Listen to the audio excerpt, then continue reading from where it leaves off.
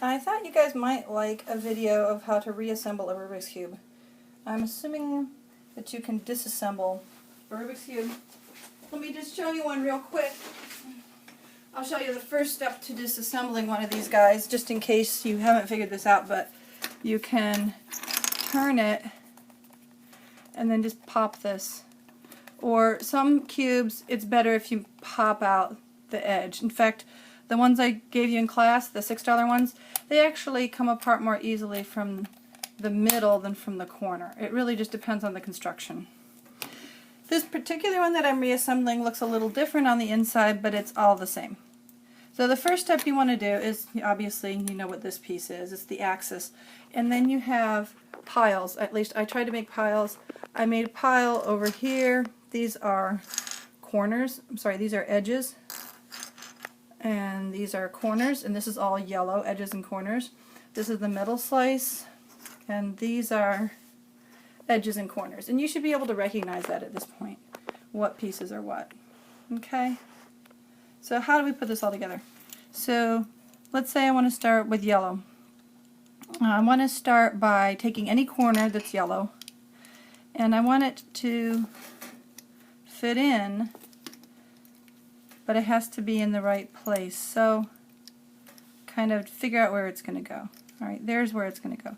I need to find the two edge pieces that are going to hold that in. So I look for the two edge pieces. The edge pieces are a little easier to put in first. But you've got to be careful not to put in too many edge pieces, or you won't be able to put in the corner pieces. So you just, let's say you take two edges that share a corner. You put them in. Then you can just drop the corner guy in there with him. And then you're starting to get some stability.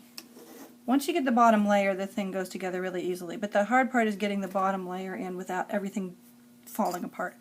Okay, then you can put this guy in. See, you can just make use of the Rubik's Cube, the fact that it's twisty. Don't forget that it still has all those nice properties as you're trying to reassemble it. Okay, so here's the corner that goes in here. You just kind of drop it in there, and you just hold it with your hands the best you can. Things will fall out sometimes, especially when you're new at this. Don't let that bother you. And this green guy, you can just flip in. Now we have two corners we need to fit in, and everything's just falling apart. Don't worry. Don't let it bother you. It'll be okay. It just seems like it's not going to hold together, but it will. Drop that guy in. Drop that guy in. We're almost at the easy point. So you just double check to make sure everything, you can put your eyes under there. You don't have to flip it. But I have to flip it because I'm videotaping. You just make sure everything's okay. You peek. And then once you get this thing flat, you've got a flat surface. This is nice and stable, so it's not going to pop out at you anymore. You then can build the middle layer. So in this case, again, you don't have to pick it up off the table, but just to show you, I'm going to flick this guy in, but I'm going to use the table to help me with that. And the next guy goes in here. So I'm just going to, again, I'm just going to flick it in like, whoops, flip it in like this, and so on and so forth. There we go.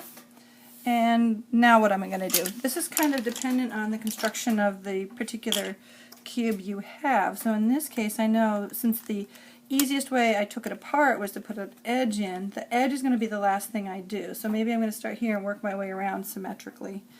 I'm going to just, let's see, look for a corner that goes in here. Oh, there he is. Okay, whoops, here we go. And what about this? This looks like the right guy for this location. You can twist this. It's no problem. It's very stable. You can twist the top now as you're constructing it.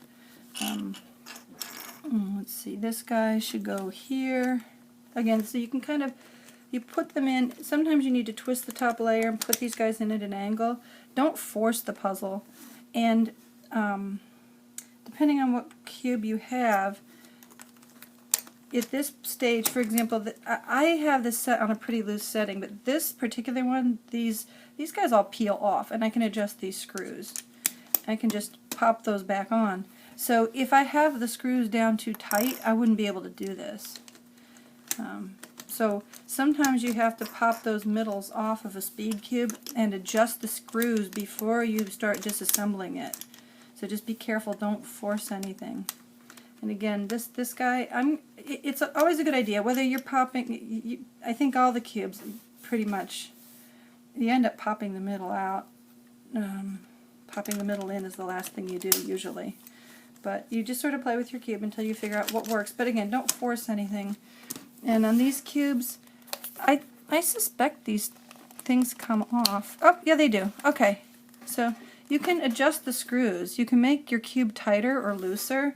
All these corners come off. I've actually accidentally found out that some of these other pieces come apart too. But the important thing to know is that if you want to adjust the tightness, it is a speed cube.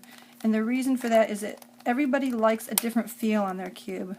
So, sorry, if you've got fingernails at all, you can peel these guys out. There you go. I don't have very much in the way of fingernails, but I'm still able to pull these guys out, so they just kind of look like that. There you go. And that's it. I mean, I think in the past, people used to put, you know, some kind of lubricant, like Vaseline or something, inside their cube to speed it up. I don't think any of that is necessary. Material science engineers have gotten really good at making lubricants, so I think they're probably good to go for life. You probably will not need to oil it or lubricate it in any way. But if it should be tight and you can't fix it with the screws, that is another option. But again, I don't think that in this century it's a necessary piece of advice. But it's something that you can consider if you want to.